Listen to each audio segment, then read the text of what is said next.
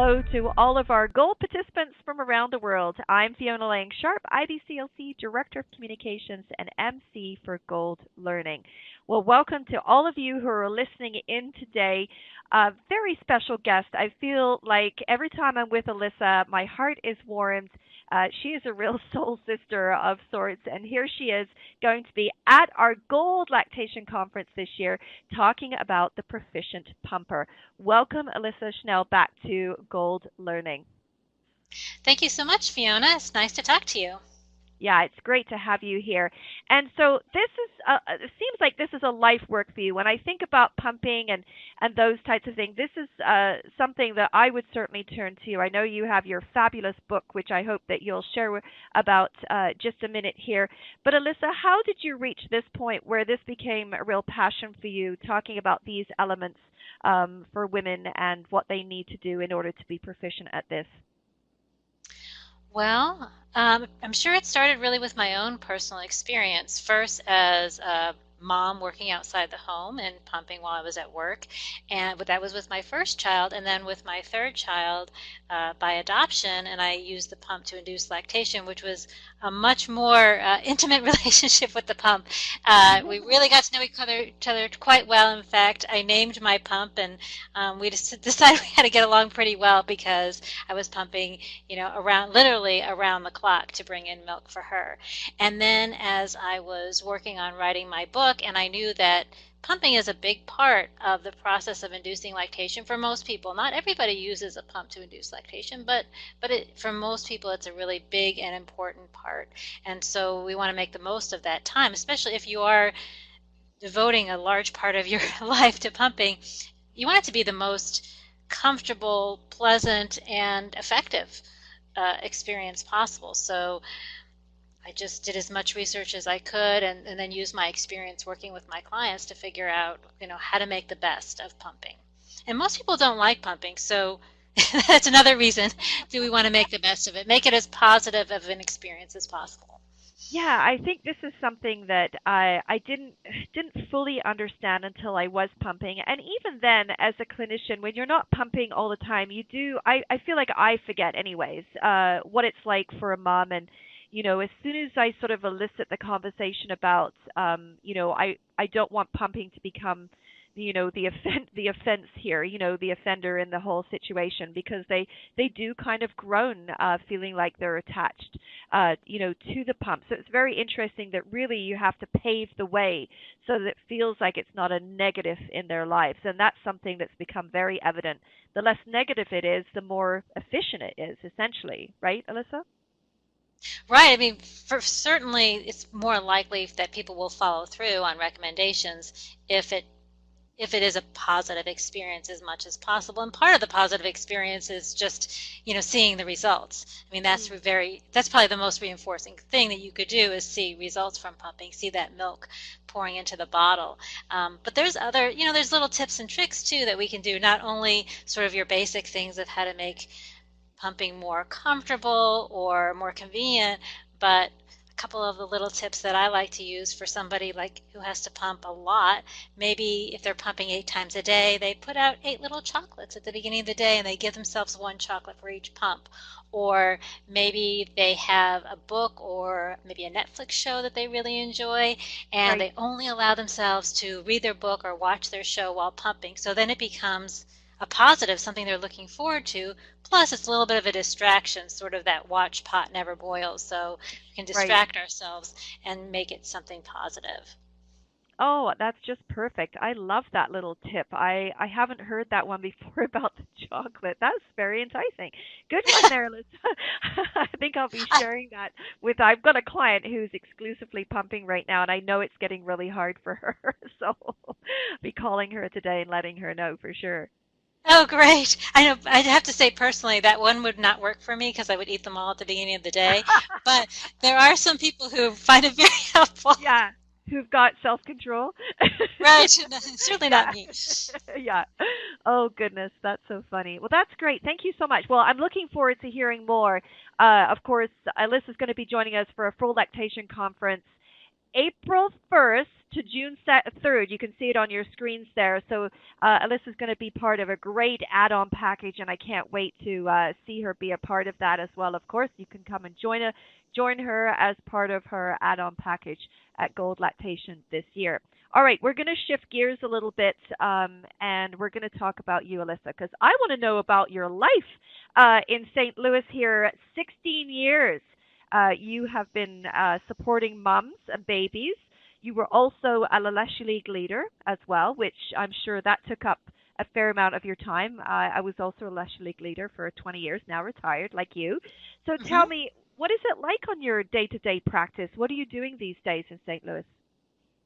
Well, I sort of think of my practice as having two halves. I have my local private practice that's growing. It's very exciting. I have an intern, so we're working on growing Oh, that. wow. Yep. And then the other half is the inducing lactation part. And some of that is clients, and I see clients from all over the country and in other countries as well. We do a lot of video conferencing, so I have clients from everywhere where I'm supporting Wow. them to induce lactation. So those are generally as prospective adoptive parents, intended Right. parents through surrogacy, or parents whose partner is the birthing parent, so usually in Right. like a same-sex female couple. So I'm Yeah. working with them, and then in addition to that, continuing to do research and doing presentations and education. Um, our podcast, the Breastfeeding Outside the Box podcast, we've Oh, done yeah. over 50 episodes on that.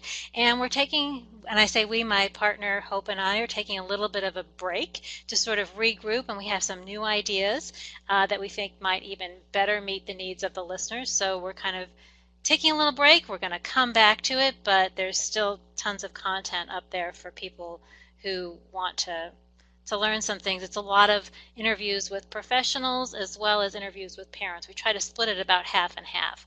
And I have to say my favorite ones are honestly the ones with the parents because they're just so inspiring, like so impressive these parents are.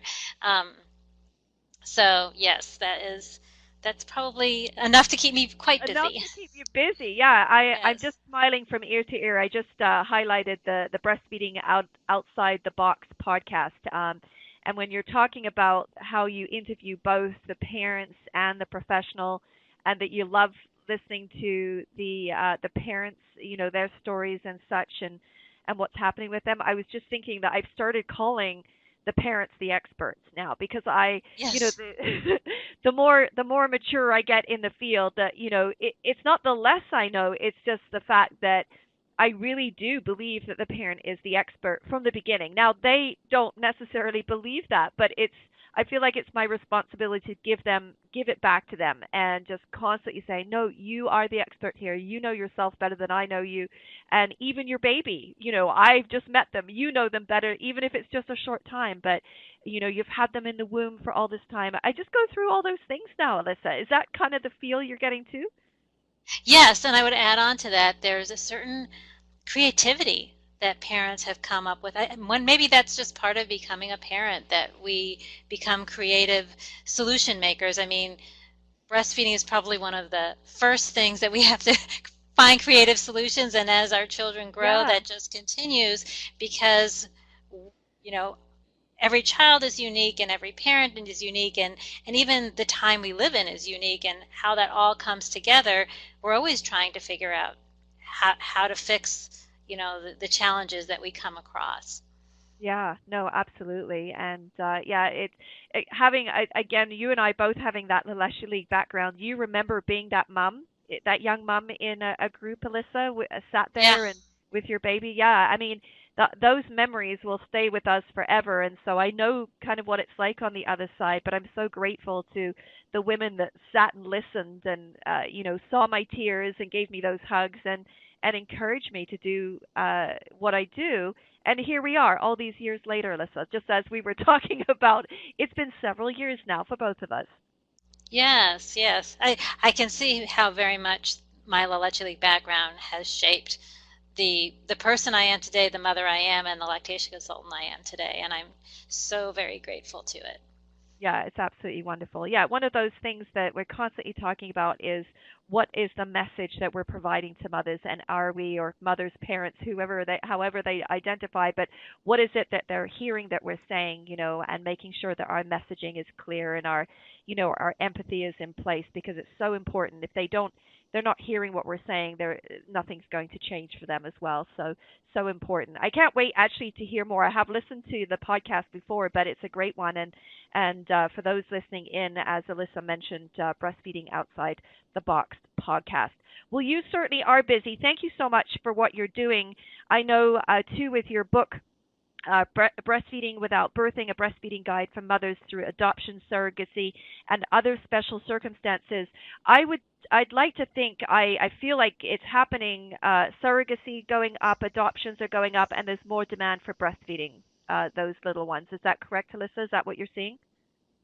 Definitely, and I would say even more so than that. So when I wrote the book, it was really geared towards adoption and surrogacy, and now the interest in breastfeeding within the LGBTQ community has really been blossoming. Oh, yes. Yeah, so that's been really amazing. Very cool. Once we kind of look outside the box and who can nurse a baby, everything just gets so expansive. Changes. Yeah, totally. Yes. Yeah. If you build it, they will come. If you get the right people together and so forth and so on, it just seems that, again, talking about, I said this already today in another interview, but it's true. It's looking at the solutions and not focusing on the problems, and so I feel so strongly that that's what we need to continue to do in the field of lactation. And maybe also expand what success looks like. I know that's an idea that Diana West came up with, but sort of defining your own success, Yeah, which I think is amazing that there isn't one way to successfully nurse a baby. It may look different for different families, and totally.